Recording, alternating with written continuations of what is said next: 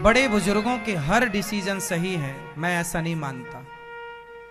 कुछ नियम गलत बने हैं, जैसे बकरे को मारना इत्यादि।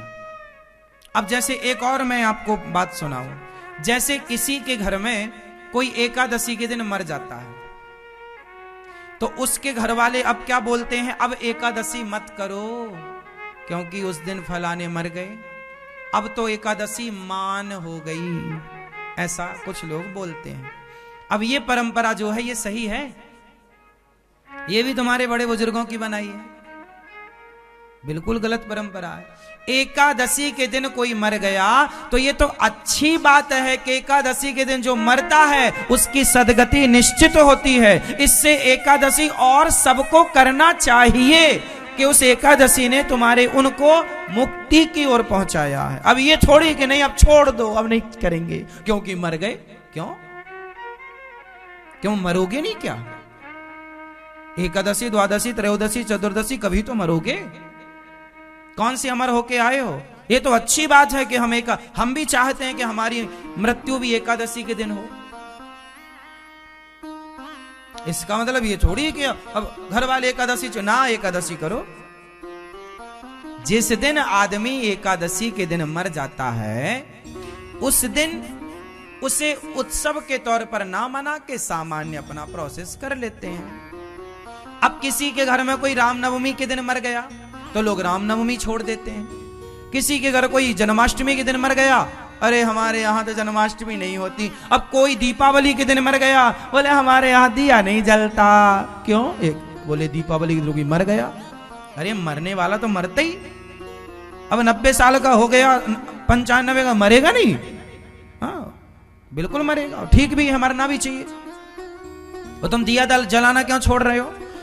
अरे तुम्हें छोड़ना ही था तो तुमने ये क्यों नहीं छोड़ा कि भाई आज के दिन हमारे यहाँ मरे हैं, आज के दिन हम झूठ नहीं बोलेंगे, आज के दिन हम छल नहीं करेंगे, आज के दिन हम कपट नहीं करेंगे, आज के दिन हम गलत काम नहीं करेंगे। गलत काम एक ना छोड़ा और दीपावली और अमावस्या और एकादशी छोड़े बैठा है, होली त्योहार छोड़े बैठा है। बोले आज हम रंग नहीं लगाएंगे महाराज जी। क्यों? बोले हमारे दादाजी मर गए थे।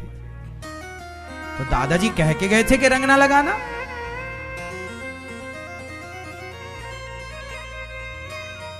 अब बताइए ये जो परंपराएं हैं भारत में, ये अंध परंपराएं हैं, मूर्खता से भरी हुई परंपराएं हैं। अब बताओ एकादशी के दिन कोई मरता है तो ये अच्छा है या बुरा है? जोर से। तो क्या एकादशी छोड़ दें? तो ये कुछ लोग तो छोड़ देते हैं। और सास कहती है वो नहीं मत करना, तुम्हारे ससुर फलाने फलाने मरे थे। अरे मरे थे तो तुम भी तो मरोगी और हम भी मरेंगे, कौन नहीं मरेगा? छोड़ना है तो बुराई क्यों नहीं छोड़ते लोग? एक सज्जन हमसे बोले महाराज जी हमारे घर में कोई मर गया है तो 1 साल तक मंदिर नहीं जाते। लो 1 साल तक शराब नहीं पीते, ये कोई नहीं बोला। 1 साल तक मुर्गा नहीं खाएंगे, ये कोई नहीं बोला। 1 साल तक मंदिर नहीं जाएंगे, इतना मूर्ख। मंदिर जाने में क्या बुराई है भैया? अच्छा ही तो है कि हम मंदिर जा रहे हैं। मरने वाला तो मर ही गया, मंदिर जाने में क्या बुराई है? बुराई जिसमें है, क्या शराब तुमने छोड़ दी कि 1 साल तक अब शराब नहीं पिएंगे? क्या आपने झूठ बोलना छोड़ दिया कि 1 साल तक अब झूठ नहीं बोलेंगे? क्या छल कपट छोड़ दिया कि 1 साल तक छल? अच्छा बताओ मंदिर बुरा है या झूठ कपट बुरा है? लेकिन आपने किसी के मुंह से यह नहीं सुना कि 1 साल तक अब शराब नहीं पिएंगे, गलत काम नहीं करेंगे। नहीं, 1 साल तक तो खूब गलत काम करेंगे लेकिन मंदिर नहीं जाएंगे 1 साल तक। बहाना अच्छा मिल गया, मर गए थे। और 1 साल बाद और फिर कोई मर गया तो 2 साल की छुट्टी, बल्ले बल्ले। फिर 1 साल बाद फिर कोई ना कोई तो नहीं मरना है, इनकी छुट्टी। ये जाते ही नहीं मंदिर, बोले हमारे घर तो मंदिर जाते नहीं है। अच्छा बहाना है। हम एक सवाल आपसे करेंगे कि अच्छे काम ही क्यों छोड़ना है मेरी मां, बुरे क्यों नहीं? ये जितनी परंपराएं मैंने गिनाई अभी, देश बंटवारा से लेकर बकरे को मारने से लेकर एकादशी के दिन मरने से, ये सारे बड़ों के निर्णय गलत हैं और इन्हें मानने वाले भी मूर्ख हैं।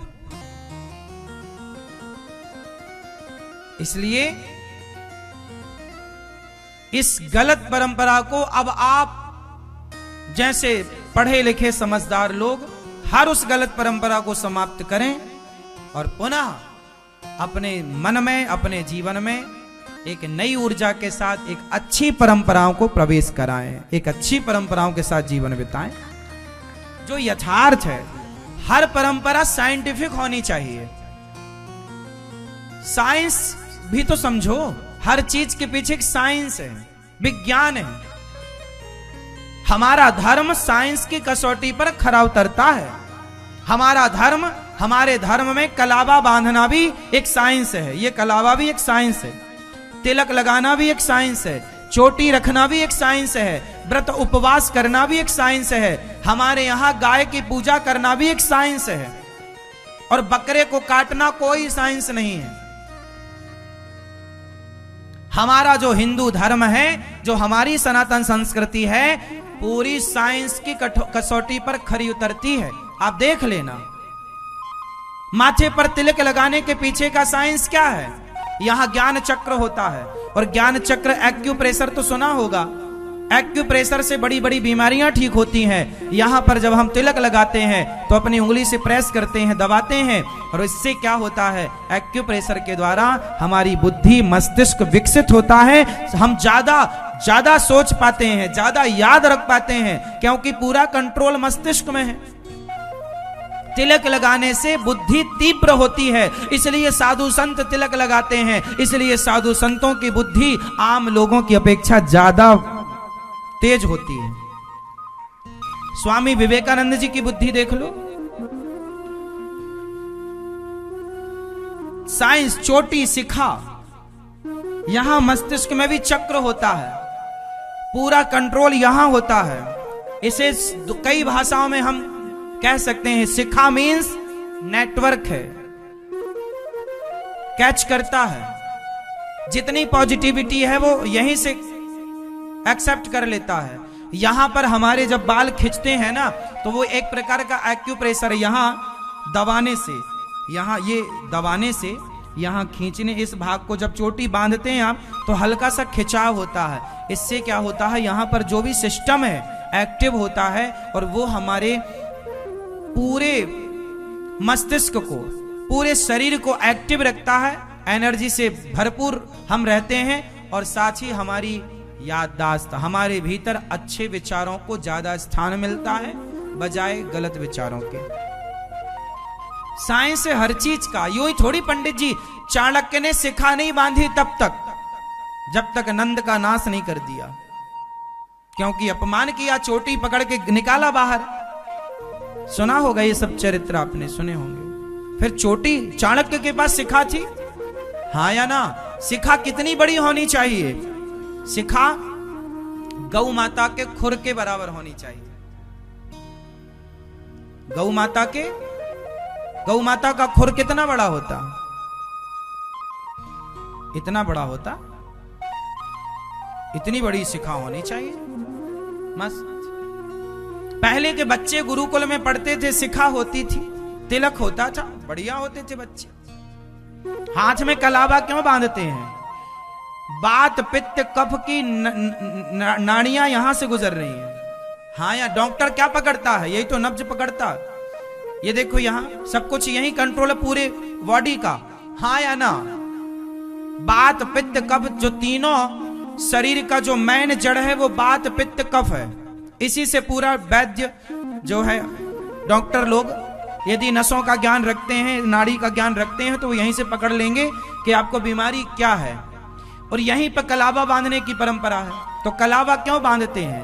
क्योंकि यहां कलावा बांधने से जब इसमें प्रेशर पड़ता है, इसको बांध के रखने से यहां पर जो चीजें हैं ना, बात, पित्त, कफ, जो बारीक सिस्टम है वो कंट्रोल में रहता है। आपने देखा होगा पुरानी जो गाड़ी थी ना, पुरानी गाड़ी मतलब वो गांव में जो सवारियां लेके चलती थी, उसका इंजन कैसे स्टार्ट होता था?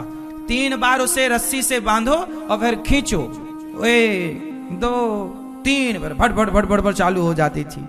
हाँ या ना? तो रस्सी से इंजन चालू हुआ कि नहीं? हाँ। जब आज का साइंस का बनाया इंजन रस्सी से चालू होता था, तो ये खलावे से भी हमारा इंजन चालू रहता है। इसलिए इससे चालू रहे हमारा इंजन, हमारा सिस्टम ठीक रहे। बहुत बारीक साइंस है। मैं आपको क्या समझाऊं, क्या क्या समझाऊं? बस ठीक है, ये कलावा बांधना भी साइंस है।